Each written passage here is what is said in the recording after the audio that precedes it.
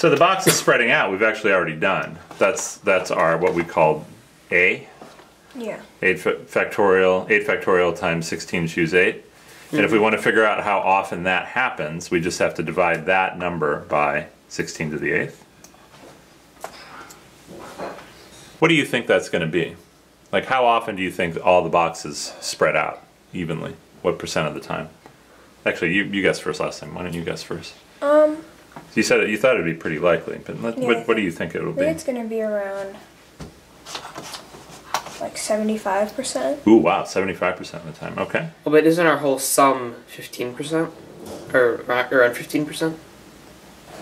Well, 16.9% was what was left up here. Okay. So that means all of these, so call that 17%? Yeah. That means all of these add up to 83%. The 5 cases we looked at before.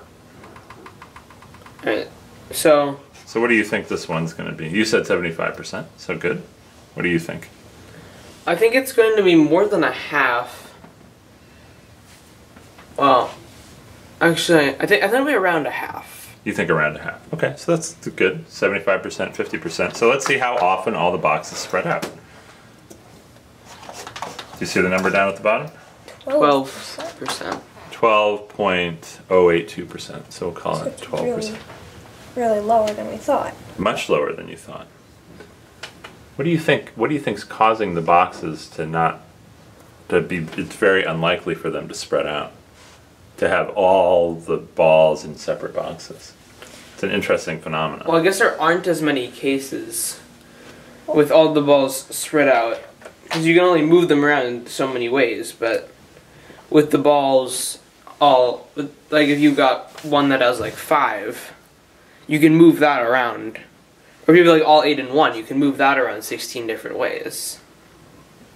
Interesting. I don't think you can move this scenario around as much. What do you think? What do you think causes this to be not very likely to happen? In fact, if you look at the numbers, before we had almost a 17% chance of getting 3 or more in a box, and we only have a 12% chance of them all spreading out. So it's actually more likely to see 3 or more in a box than it is to have them all spread out.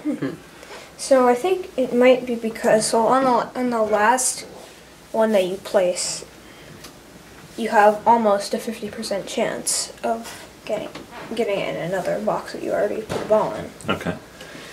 Yeah, so that gets to it. So instead of starting right on the last one, we'll start right at the beginning. And the problem is, once you select a box for the first one, on the second one you have to miss it. Yeah. And on the third one you have to miss both of those. And remember, you're selecting at random. Yeah. You're not aiming. You're selecting at random. So basically, once you select the first one, on the next 7 you have to miss always all the previous ones. And it just becomes really hard to do that. Sometimes you're just going to hit it by accident, right? Yeah.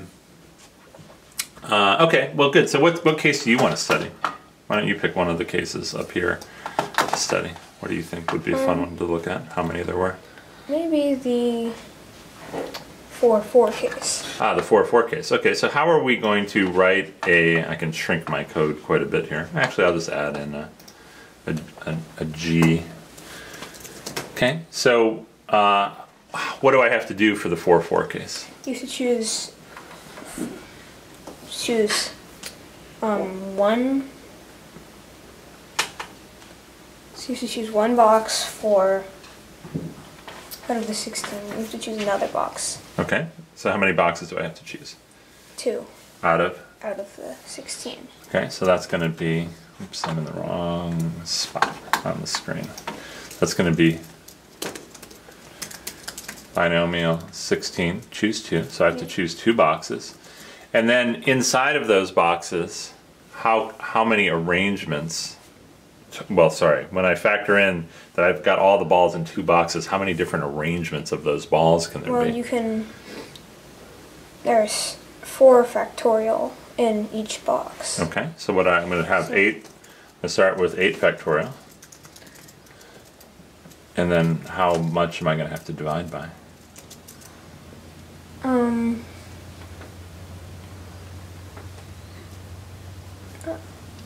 2 now. 4 factorial?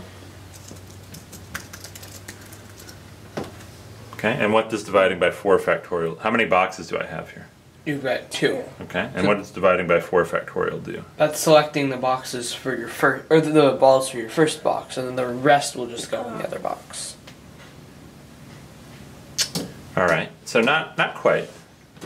So we have 16 choose 2 ways of selecting the 2 boxes, right? Mm-hmm. And I have 8 factorial ways of putting all the balls in, right? Yeah.